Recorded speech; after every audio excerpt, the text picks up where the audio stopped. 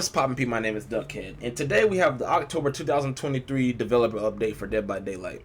And I have to give Behavior credit. This is a pretty good patch. There's nothing in this patch that's like infuriating and retarded and stupid. I gotta give them props for that. I know the last 10 videos I made, I've been shitting on Behavior, but like I have to give them props and credit where it's due. This is a damn good patch. So let's go ahead and talk about the anti-face camping feature that's coming to Dead by Daylight.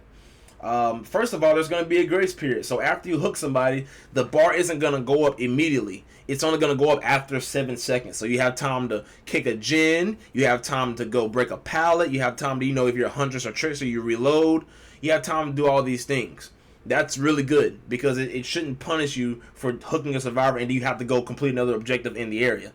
That's not fair. That's bullshit. So I'm glad they thought about that. They took the feedback and they're implementing that grace period. That's very nice. Now, dying and carry survivors. When you are put into the dying state and you're near a hook, it's going to slow the meter down. So no more, I think that on the PTB, motherfuckers were running like fucking Unbreakable or, a perk that allows you to pick yourself up. Unbreakable or fucking No Mither.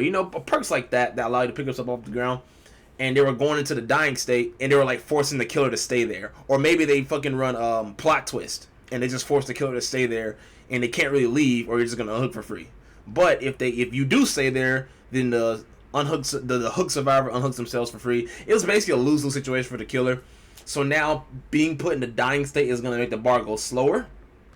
Hopefully it's slow enough to where it won't affect the bar a lot if survivors do run that bullshit like Unbreakable and Flip and fucking all kinds of bullshit like fucking Plot Twist. I hope that they took that into account, but hopefully the bar is slow. Also, if you are being carried, so if you get put in the dire state and then the killer picks you up, the bar pauses completely. So that eliminates people who rush down hooks and you hook the fucking survivor, they rush over to the fucking hook and they just try and get a quick save. You can down that motherfucker. You can hit them, you can kill them, and you can hook them, and the bar will stop moving for the other hook survivor. That's perfect. That's great. Also, verticality. They've taken into account that there are some vertical maps in this game, like Midwich, like the game, and therefore the meter will be weighted more heavily toward horizontal distance than vertical. What I don't understand is why they don't just make the meter move when it's vertical or horizontal. Make it based off of, is there an object in between you and a hook? Like, for example, if you're in the game and I hook somebody upstairs and I gotta go downstairs to contest a gen and a survivor loops me down there, if I'm still in the radius, just because I'm up there, I'm just below the hook, that doesn't mean that I'm camping. That means that I'm still completing an objective. I'm chasing a survivor. What I'd like to see is this system be a little more nuanced.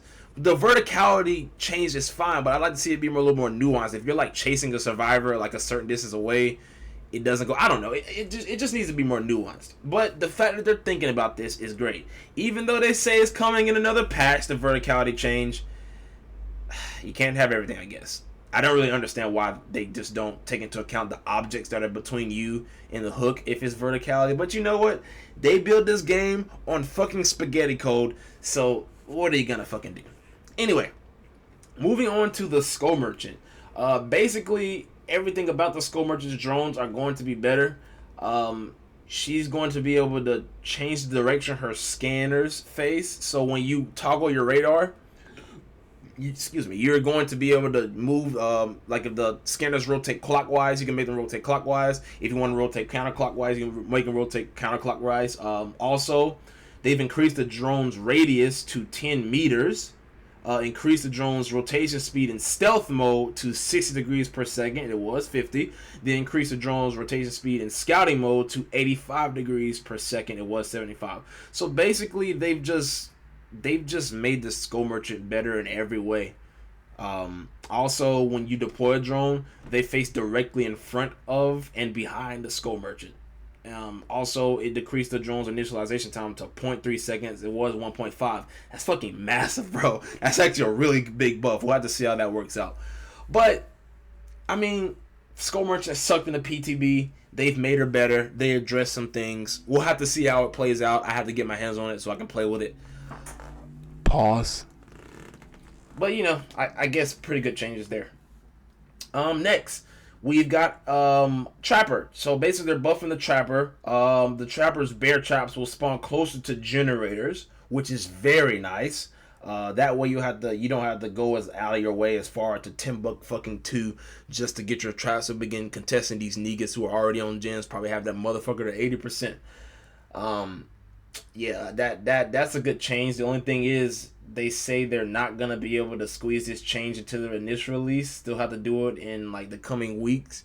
And we know how behavior is. Is that gonna be 2 weeks, 3 weeks, 4 weeks, 6 weeks, 8 weeks? We don't know. It's behavior. Like when they say fucking weeks, it can be anywhere from fucking 1 week to fucking 10 weeks. We don't fucking know. Also, last Shattered Square. Basically they're reducing the amount of pallets that spawn, which is great. That fucking map had fucking 1 million pallets. It had to be. I counted them. There was like 1 million pallets on that map. That was like top 5 most survivor-sided maps in the fucking game. That map was fucking retarded. I'm glad they are fixing that map.